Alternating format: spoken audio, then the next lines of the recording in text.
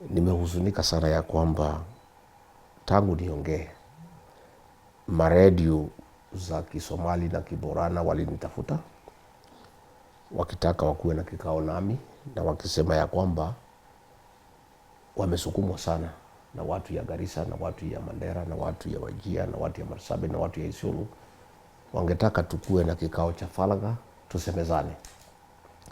Na hao maredio waliponitafuta, mimi nilikuwa likizoni pande ya Mombasa, nikasema ya kwamba kama wakaaji wa Isiolo, Marsabit, Wajir, Mandera, Garissa wangetaka kuzungumza nami, mimi nikiwa kiongozi katika Jamhuri ya Kenya, lazima nizungumze na hao. Nikachukua ndege nikakuja, na hao maredio zote wakakuwa tayari. Kuanzia jana wametishwa, wameshurutishwa, wameuziwa uoga, kwa sababu viongozi katika hizo kaunti 5 hawataki ukweli julikane. Wangetaka kuendelea kuwadanganya wakaaji wa hizo kaunti 5 ya kwamba wamekuwa marginalized, na zile shida ziko huko ni kwa sababu wako marginalized. Na walijua mimi nitaeleza wakaaji kinagaubaga ni kwa sababu gani umaskini umeendelea kuenea, ni kwa sababu gani hakuna mashule, ni kwa sababu gani hakuna mahospitali, ni kwa sababu gani kuko na njaa. Na hawakutaka niongee na wakaaji wa Wajir, Mandera, Garissa, Marsabit na Isiolo.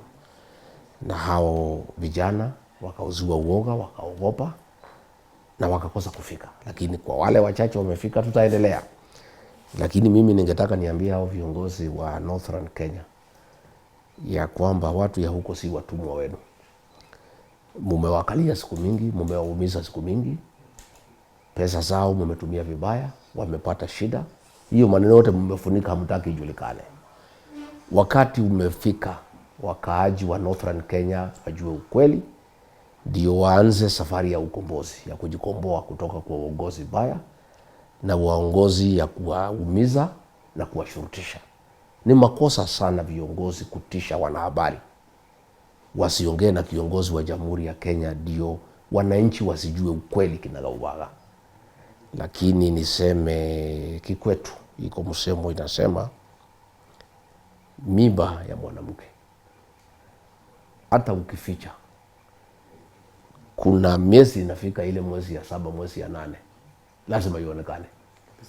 Shida za kaskazini mwa Kenya lazima sasa sijulikane. Na huyu Rigathi Gachagua amejitolea kusaidia watu wa kaskazini mashariki na kaskazini, even more than I had decided yesterday, kwa sababu nimeona iko shida. If the leaders in that region do not want the people to know the truth, then there is a very big problem. Somebody must help the people of Northern Kenya. Because sasa sisi tulitaka tuongee na wananchi, tuwaeleze zile hela zimeletwa huko na serikali ya county, zile pesa zimeletwa na CDF, zile pesa zimeletwa na Equalization Fund, na hakuna maendeleo, na tuwaambie ni kwa sababu gani.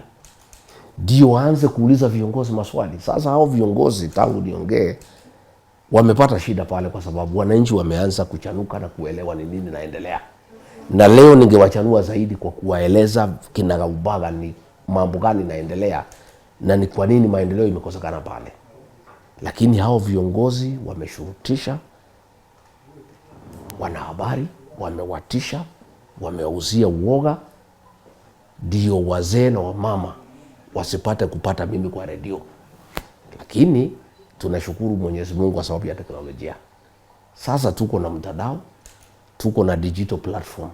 Mimi ninajua hata kama wamekataza sisi kuongea kwa redio, ndio watu nyumbani wale wazee na wamama wasisikie maneno.